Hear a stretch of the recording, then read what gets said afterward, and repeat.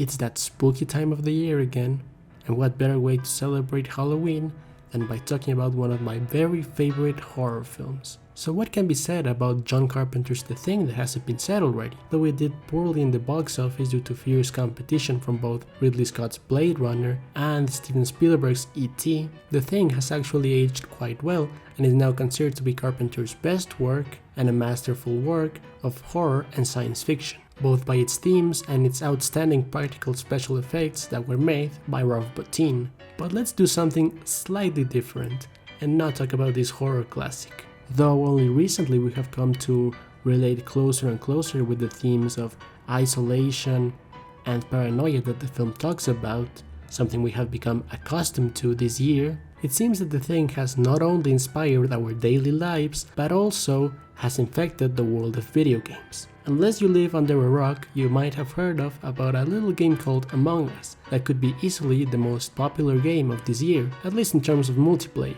The idea of trying to stop an imposter before it kills everyone on an isolated environment is a very compelling idea for a video game, and one that is clearly influenced by the work of Carpenter. Even though Carpenter's film is relatively unknown compared to other horror giants, like Carpenter's very own other horror-themed movie Halloween, which had sequel after sequel after sequel after sequel after sequel after sequel after remake after sequel after yet another remake and another sequel. The Thing never really caught on as a franchise, likely because it received most of its praise after its release, and there have been only a few attempts to expand The Thing as a franchise, like the 2011 prequel that the less we talk about, the better. Something similar occurs in the world of video games, though franchises like Alien and Predator tend to take the limelight when it comes to licensed horror video games, likely because it has an emphasis on action rather than survival. During the first decades of video games, horror was a non-existent genre. It wasn't until games like Alone in the Dark that began to create the horror genre in video games, and even then it wouldn't get popular until franchises like Resident Evil and Silent Hill created the survival horror genre, in which you had to, well, survive with limited ammo and resources. It seemed that this genre fitted perfectly the dark and paranoid themes of The Thing. It seems that British developer Computer Artworks thought the exact same thing, and utilizing as a basis its first video game, Evolva, a game that also had aliens assimilating their hosts, they decided to create a game based on The Thing. Now I know what you're thinking. A video game based on an old property is a recipe for disaster, and that usually does tend to be the case. However, it seems that the developers really wanted to give an authentic horror experience like the film, so much so that they got John Carpenter's endorsement and they even got him to appear in the game. They also seemed that they were interested in looking beyond The Thing, as they took inspiration from other projects like Half-Life and the original Invasion of the Body Snatchers. So the passion and effort are there. But will that be enough to save this game from becoming the typically bad licensed video game? Let's find out as we dive into The Thing, the video game.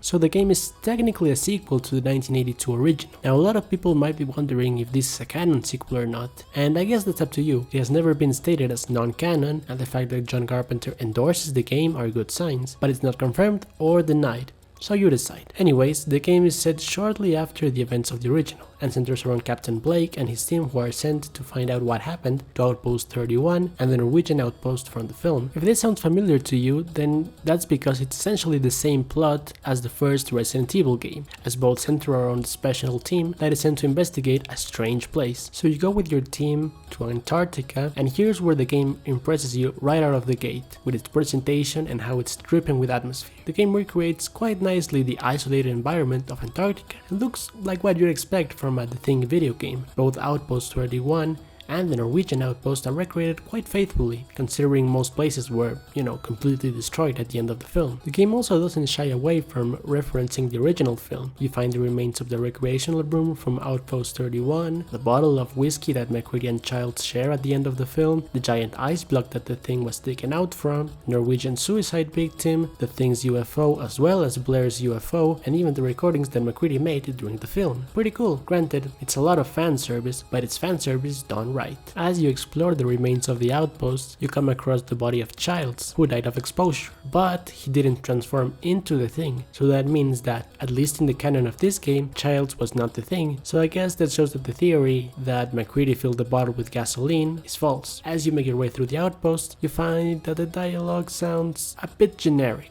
Looks like a goddamn UFO to me. But just like with the film, we're not really meant to be enthralled by the personality of our main characters, but rather see how they react against the thing, and this is where the game really shines. The game has a trust-fear mechanic in which you decide who to trust and who to fear, can give your teammates weapons and heal them or be distrustful of them, which perfectly encapsulates the fear and paranoia from the film. Your teammates are divided into 3 classes: medics who can heal you, soldiers that can help you out in gunfights, and engineers that can help you fix electrical wirings, as you need to fix wires in electrical sections so that you can move on to the next stage.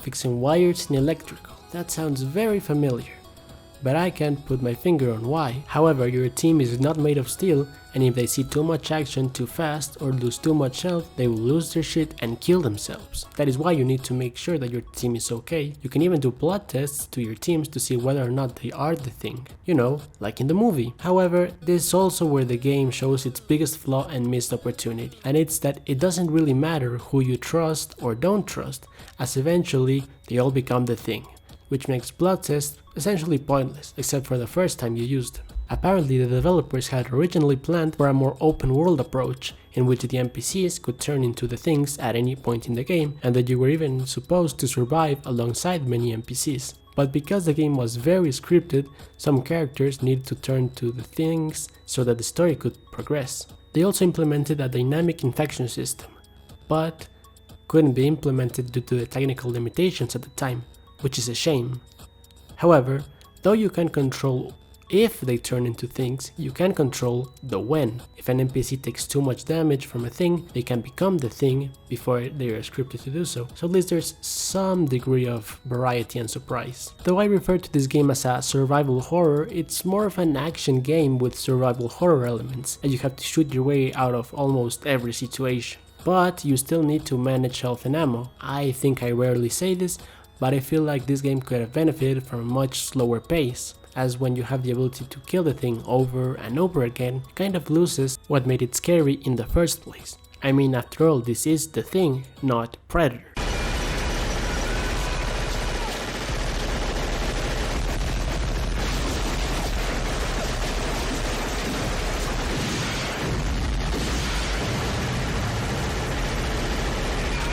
Which leads me to my next problem with the game. You fight the thing way too often, which makes the game feel monotonous at times, and excluding the boss fights, you fight the thing in 3 forms. These little head things that are a near lawsuit level of similar to the headcrabs from Half-Life. I mean, where is Gordon Freeman when you need him, am I right? I know that these are meant to be the head from the autopsy scene from the film, but come on. This human-like thing, which is pretty much what your teammates turn to after they become the thing, and finally this like dog thing. Those are the 3 enemies you encounter the most in this game. There are moments of satisfaction when you finally manage to kill a thing after riddling it with bullets and killing it with fire, or when you blow something up in true Kurt Russell style. Fuck you too!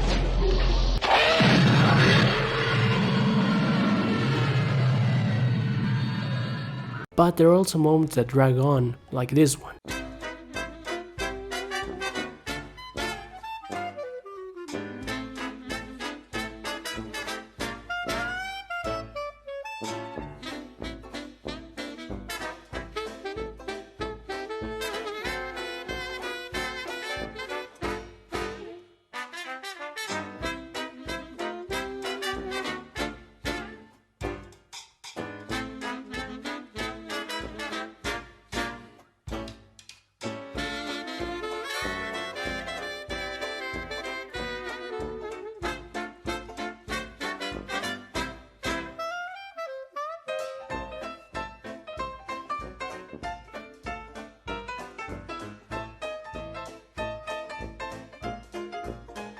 Once again, it seems that the lack of variety in things was due to technical limitations, as they foolishly believed that a new console will give them a chance to make hundreds if not thousands of things, but after calculations they realized they could only make 3. Anyways, let's get back to the story. I guess the developers realized that if they only set the game in the outpost, would have made the game awfully dull. So, as you progress the game, you get a very Resident Evil-like twist and find out that a secret facility is trying to weaponize the thing. Guess whether it's dinosaurs or aliens, some douchebag is going to try to weaponize it. And not only that, but the guy who's running the show, Whitley, is immune to the thing, which if this idea was used in a movie, it would be the stupidest thing ever. But seeing how this is a video game, it kind of makes sense, at least in terms of gameplay. After escaping the facility, you spend the rest of the game fighting Whitley's men, which I wasn't expecting, but I guess it's good for variety. You then are tasked with blowing up planes that are carrying the thing virus, and then Albert Wesker,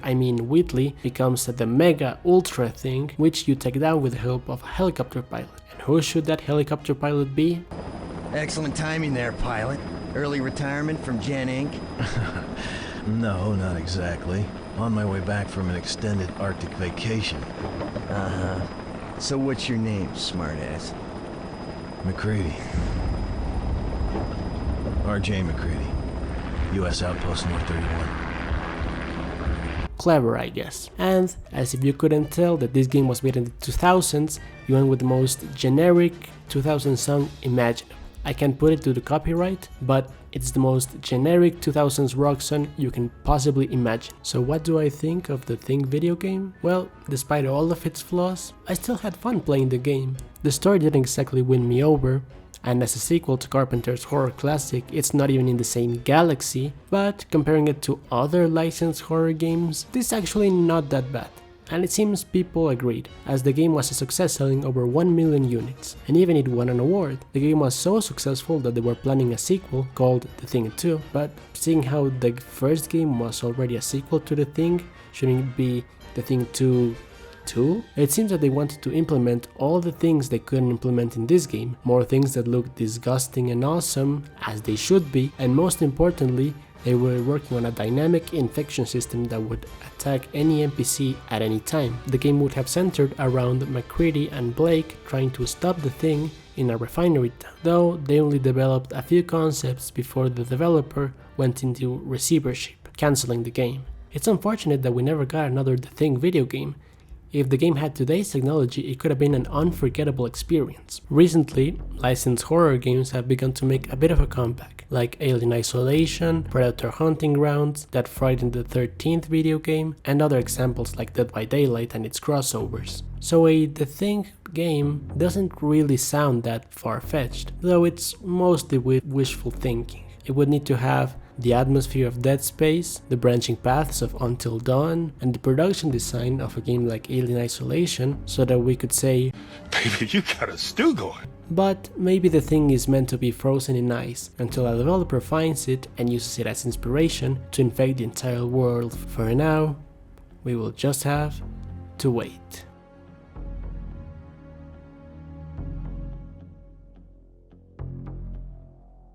So have a happy and spooky Halloween that hopefully isn't as spooky as an alien that tries to assimilate everything by turning you into a Lovecraftian monster.